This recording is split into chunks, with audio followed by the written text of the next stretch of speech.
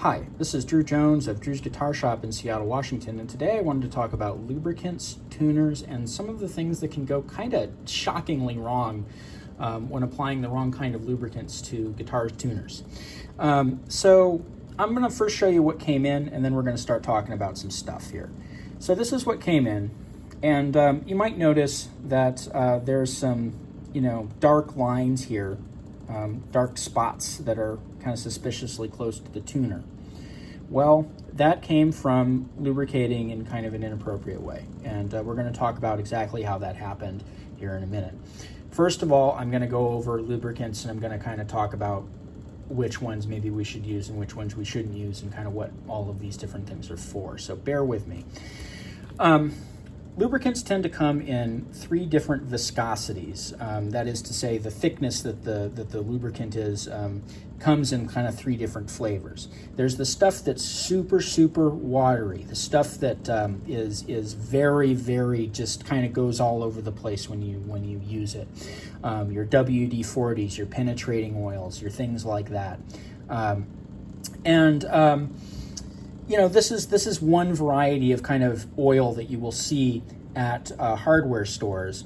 And this stuff really isn't something that you should think of as a lubricant. It's not really for that. You can get squeaky hinges and stuff to stop squeaking with a little WD-40, but there are even better oils for doing that.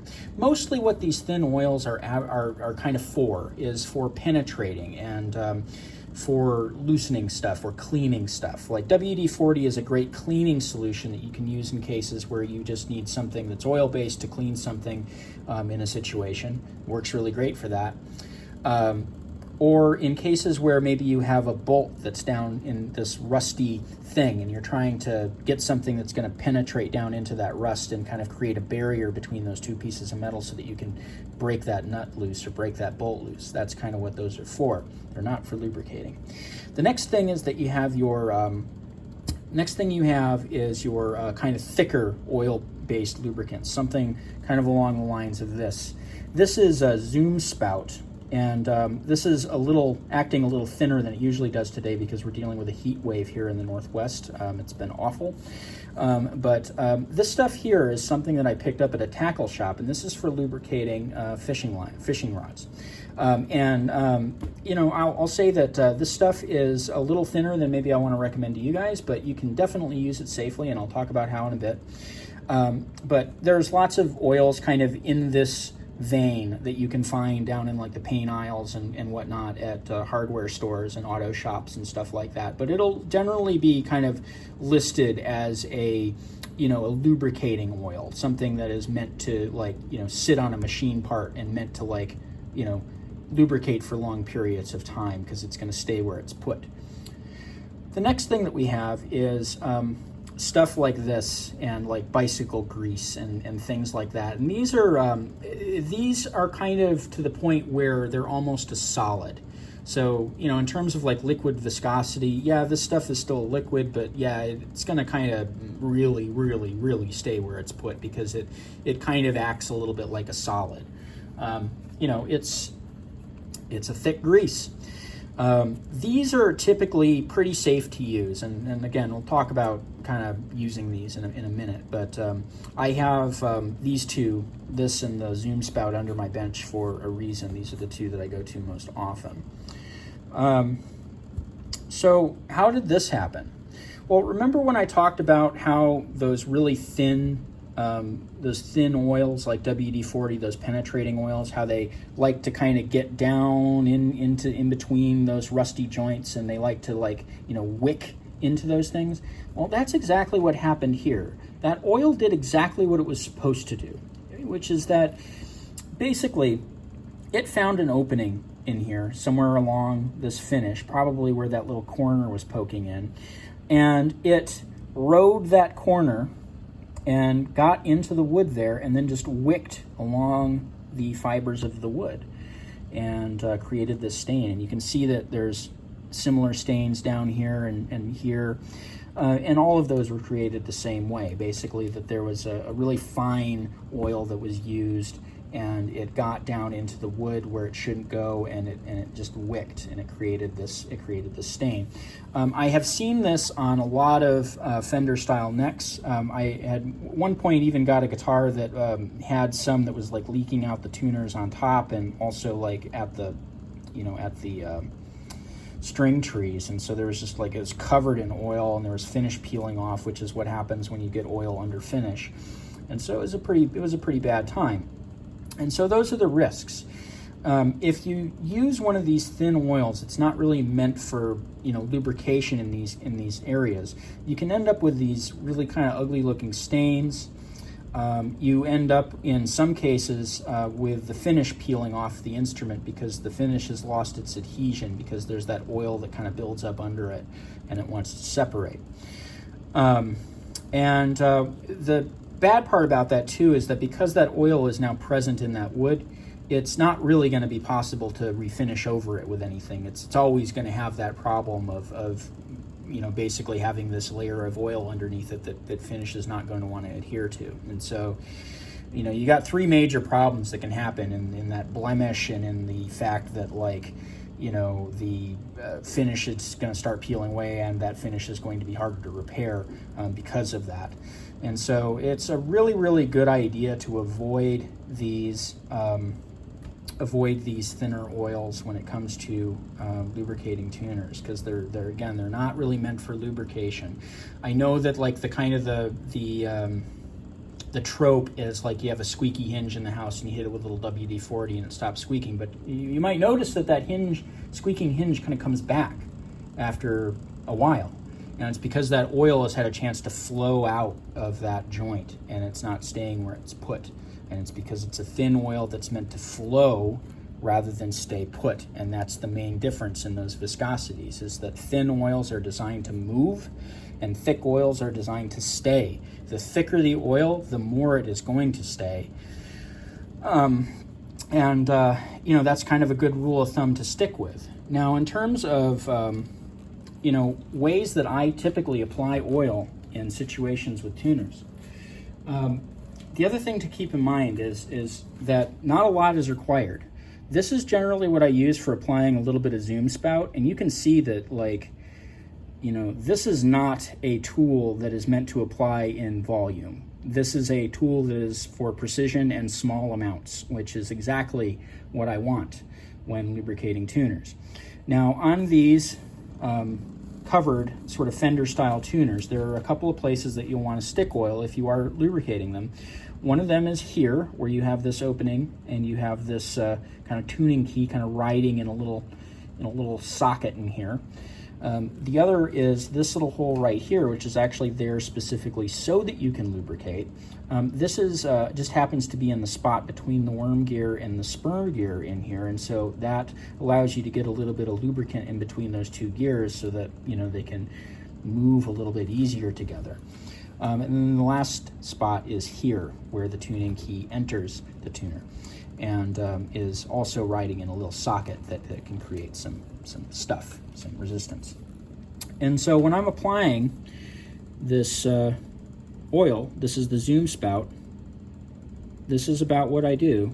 I'll very gently kind of squeeze a little tiny amount, and that's it. Just a little touch, a little tiny touch of lubricant. That's all. Like a little drop, one drop on each of those places, and that's plenty.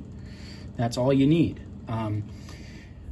Especially with these covered tuners, these tend to be really resistant to grit fouling, which means dust and crap can't get in there because there's a cover over it. And so typically, the lubricant that it was put on these in the factory is still there usually. Like, these things don't really need a whole lot of maintenance. The only time I would say that you need to do maintenance on these is if you start turning them and you notice that they're super tight, or you notice that they're super, resistant.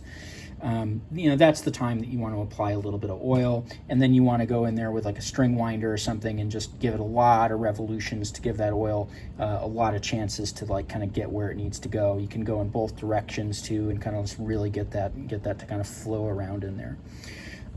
That's what I would do most of the time for these guys, is to use this zoom spout, and that's why I have the zoom spout here, is mainly for this type of situation.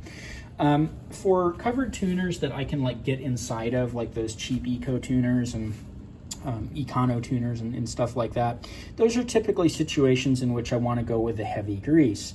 Those typically don't come out of the factory with a whole lot of lubrication, and so it's oftentimes that those are pretty stiff, and so you want to get in there and apply something.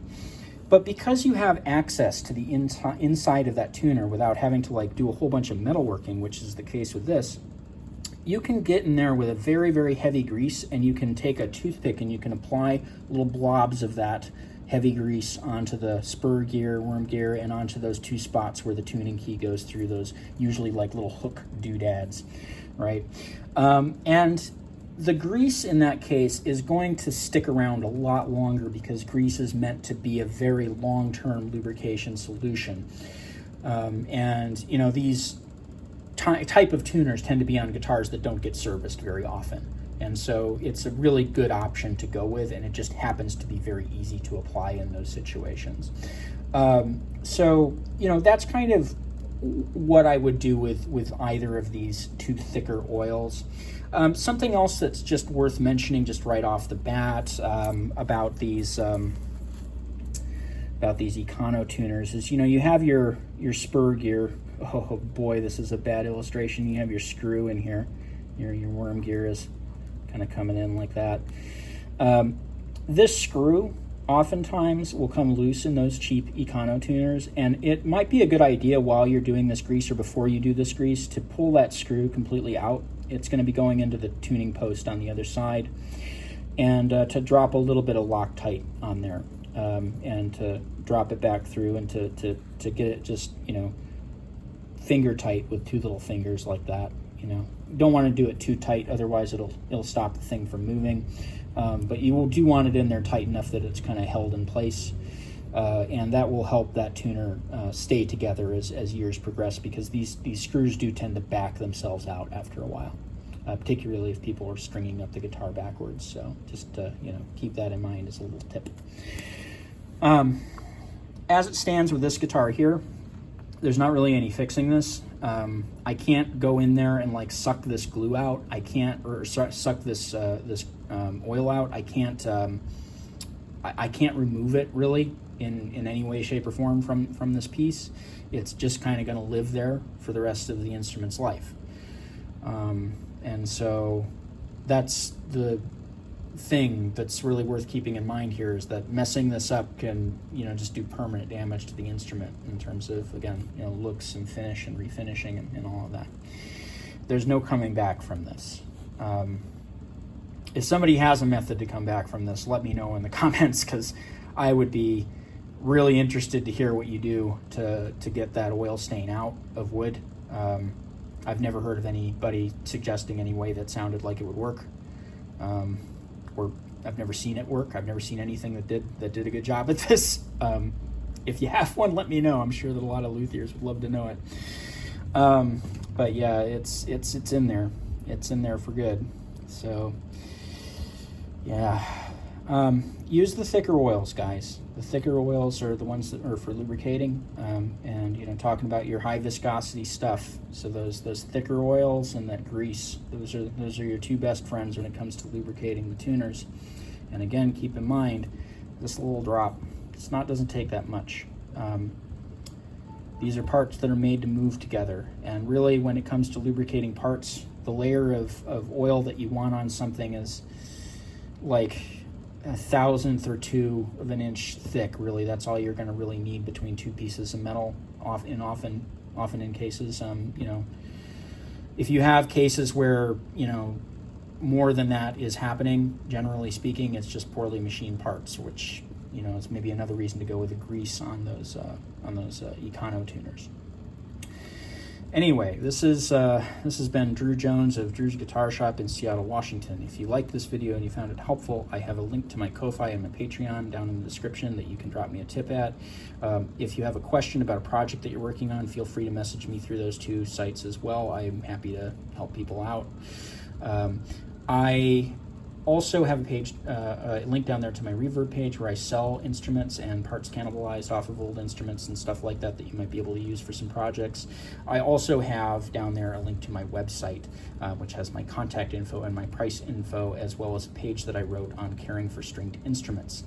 I also recently added a page all about frets to my website that you can access by going to the price page and clicking on any of those hyperlinks under fretwork, and it will take you to that page, and it basically goes into real detail about like fret materials and you know, fret jobs and what those look like, what it goes, you know, what it looks like and means to go fretless on an instrument, et cetera, et cetera. Just basically, I just put everything that I could possibly think down on this page and spent a lot of time working on it. So check it out if that seems like it might be something you're interested in. This has been Drew Jones of Drew's Guitar Shop in Seattle, Washington. Thank you for watching.